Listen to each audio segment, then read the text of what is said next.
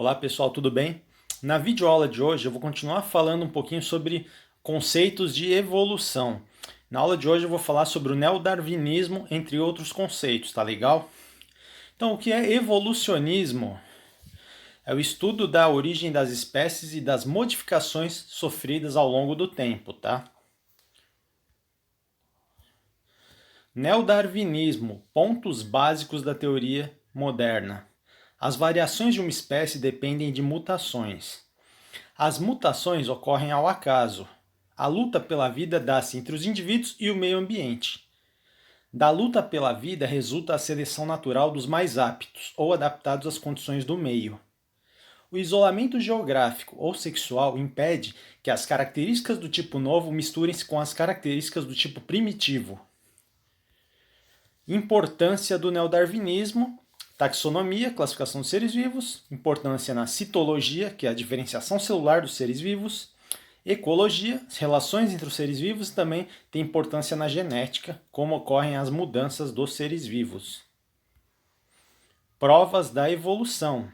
Conceitos: homologia, mesma origem embriológica de estruturas de diferentes organismos, sendo que essas estruturas podem ter ou não a mesma função. As estruturas homólogas sugerem ancestralidade comum entre as espécies. Provas embriológicas. Comparando embriões de diversas espécies, observamos uma grande semelhança nos primeiros estágios do desenvolvimento embrionário. Órgãos vestigiais. São considerados órgãos vestigiais ou rudimentares aqueles que estão em via de desaparecer, pois perderam a importância inicial para a sobrevivência da espécie. Aqui uma imagem da anatomia da embriologia comparada entre algumas espécies aqui: peixe, salamandra, tartaruga, porco, vaca, coelho e ser humano. São semelhanças embrionárias bem notáveis entre diferentes espécies aí, tá ok? Provas da evolução. Os fósseis são provas da evolução.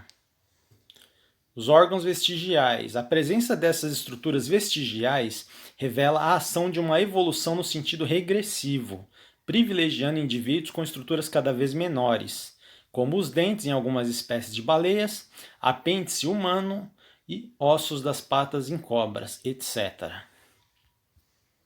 Anatomia comparada, né? Comparando os ossos aí do membro superior aí do homem, cachorro, baleia, pássaro, cavalo e morcego. No caso, esse osso que estamos comparando é o húmero. Prestem bastante atenção nessa imagem aqui embaixo. Adaptações evolutivas são transformações involuntárias em uma espécie, que resultam numa melhor adequação morfológica, fisiológica, etc., para sobreviver numa dada região. Adaptação convergente ocorre em espécies diferentes, não aparentadas, que evoluem para viver numa mesma região. Desta forma, podem sofrer adaptações muito semelhantes, que as tornam de certa forma parecidas. Evolução, órgãos análogos. São estruturas que apareceram de forma independente em diversos grupos de organismos, diferentes grupos de organismos.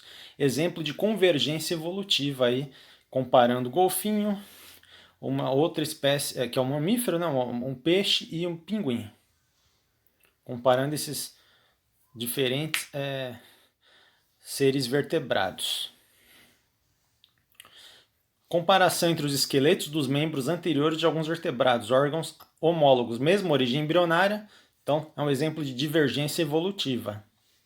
Comparando aí uma ave, um pelicano ali, um morcego e um golfinho. Adaptação divergente ou irradiação adaptativa. As adaptações divergentes são processos realizados por espécies próximas, que vivem em meio ambientes diferentes, o que leva à formação de formas extremamente distintas. Formação de novas espécies. Isolamento geográfico. A separação física de subpopulações de uma espécie. As barreiras que isolam as subpopulações podem ser o rio, que corta uma planície, um vale que divida dois planaltos ou um braço de mar que separa ilhas e continentes. Diversificação gênica. A progressiva diferenciação do conjunto gênico de subpopulações isoladas. A diversificação gênica é provocada por dois fatores. Pelas mutações que introduzem alelos diferentes, genes diferentes em cada uma das subpopulações isoladas, e pela seleção natural, que pode preservar conjuntos de genes em uma das subpopulações e eliminar conjuntos similares em outras que vivem em ambiente diverso. Isolamento reprodutivo resulta da incapacidade total ou parcial de membros de duas subpopulações se cruzarem, produzindo descendência fértil. Em geral, depois de um longo período de isolamento geográfico, as subpopulações se diferenciam, tanto que perdem a capacidade de cruzamento entre si, tornando-se reprodutivamente isoladas. Mecanismos de isolamento reprodutivo. Pré-zigóticos impedem o contato sexual entre as espécies, logo não há união de gametas, óvulo e espermatozoide. Habitacional. Espécies localizadas em habitats diferentes. Sazonal. Espécies possuem períodos reprodutivos em diferentes estações do ano. Etológico. Diferenças de comportamento impedem os rituais de acasalamento.